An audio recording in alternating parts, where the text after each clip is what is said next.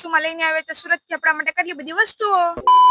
જય માતાજી મહાદેવ મિત્રો, welcome back to mister and missus વાલામીની વ્લોગ. આપણે સાસુમાં આપણા માટે કેટલી બધી વસ્તુઓ લઈને આવ્યા હતા, કેટલા બધી ડ્રેસ લઈને આવ્યા હતા, અને બધા ડ્રેસની પેટર્ન બહુ જ મસ્ત હતી અને કલર પણ બહુ જ ફાઇન હતો. પછી ગાઈસ આપણે થોડી કટલેરી પણ મંગાવી હતી, આપણા માટે એ પણ લઈને આવ્યા હતા. પછી આપણે કરી નાખ્યું હતું ઘરનું કામ, ને હવે આપણે ઉપર વહી ગયા હતા કપડાં ધોવા માટે. કપડાં ધોઈને આપણે વહી ગયા હતા અગાસી પર કપડાં સુકવવા માટે. રસોઈનો ટાઈમ થઈ ગયો હતો, પછી આપણે રસોઈ કરવાનું ચાલુ કરી દીધું હતું. જેટલી વારમાં તમારા ભાઈનો વિડીયો કોલ આવી ગયો હતો, એની યાર લપ કરતી હતી કે મેં તને વિડીયો બનાવવાનું કીધું, તું બનાવ ગમે એમ કરીને બનાવ. આપણા નણંદનો વિડીયો કોલ આવી ગયો હતો, પછી આપણે એમની સાથે કેટલી બધી વાતો કરી લીધી હતી. પછી આપણે વર્ક કરવાનું સ્ટાર્ટ કરી દીધું હતું. પછી આપણી પાસે 2 ચોકલેટ હતી, પછી એક આપણે ખાધી અને એક આપણે પૂજાને આપી દીધી હતી. યોગિતાબેન ને કાલ હે ને એક્ઝામ હતી, અને હોલ ટિકિટ એને ખુલતી જ નથી. તો મને કીધું તો મારામાં નથી ખુલતી, ખબર નહીં ગઈ એમાં હું વાંધો આવતો, તેને પીડીએફ માં કન્વર્ટ કરવાની પણ ખુલે તો એને પીડીએફ માં કન્વર્ટ કરીએ ને ગઈ. પછી આપણે વહી ગયા તો દુકાને, કેમ કે આપણે વસ્તુ લેવાની હતી. વસ્તુ લઈને આપણે આવી ગયા હતા ઘરે.